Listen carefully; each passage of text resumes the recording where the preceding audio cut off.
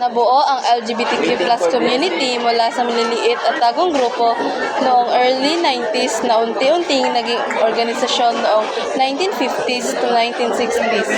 Ang pinakamahalagang pangyayari ay ang Stonewall Riots noong 1969 na napasimula na modernong LGBTQ+ movement.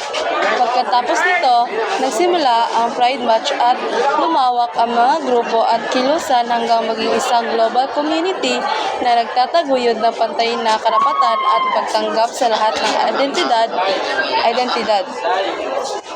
Lumago ang LGBTQ+ community dahil sa pagbuo ng mga support groups noong 1950s hanggang 1960s, pagsiklab ng Stonewall Riots noong 1969, at pagdaraos ng Pride March na naging global movement.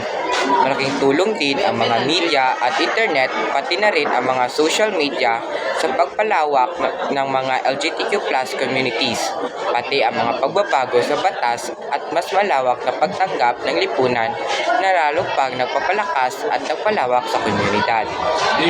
Ang LGBTQ+ community ay isang pamayanang binuo ng mga taong may iba't ibang gender identity at sexual orientation. Layunin nitong magbigay ng pagtanggap, suporta at pantay na karapatan habang itinataguyod ang respeto at pag-unawa sa lahat ng tao.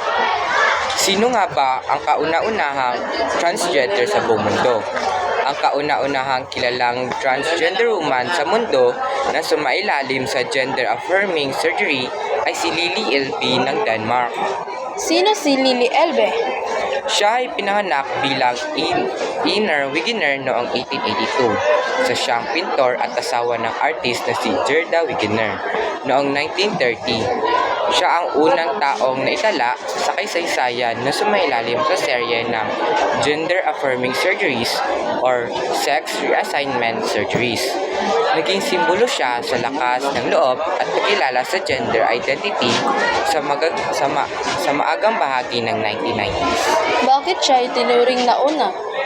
Dahil siya ang unang documented case ng ganitong uri ng operasyon na nakilala sa buong mundo at legal na kilala ang kanyang pagbagong identidad sa Denmark. Sa madaling salita, ang kauna-unahang kilalang transgender woman sa mundo ay si Lily Elbe, ang unang taong sumailalim sa gender-affirming surgery noong 1930. In the LGBTQ+ community, the purple color is the most commonly connected to the rainbow pride flag, and it carries an important meaning. What does the purple color represent? In the original 1978 pride flag created by Gilbert Baker, purple or violet stands for spirit. Meaning of purple in the LGBTQ+ community, it symbolizes inner strength and spiritually. It represents the courage to live authentically, shows the unity of the community, and it reflects individual dignity and the value of every person. Why purple? Purple is traditionally associated with wisdom, pride, independence, creativity, and connection to one's true self.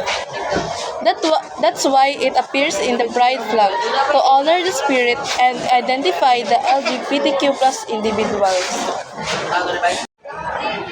Ngayon, tatalakayin natin ang mga kalagayan ng mga LGBTQ+ community sa iba't ibang panahon.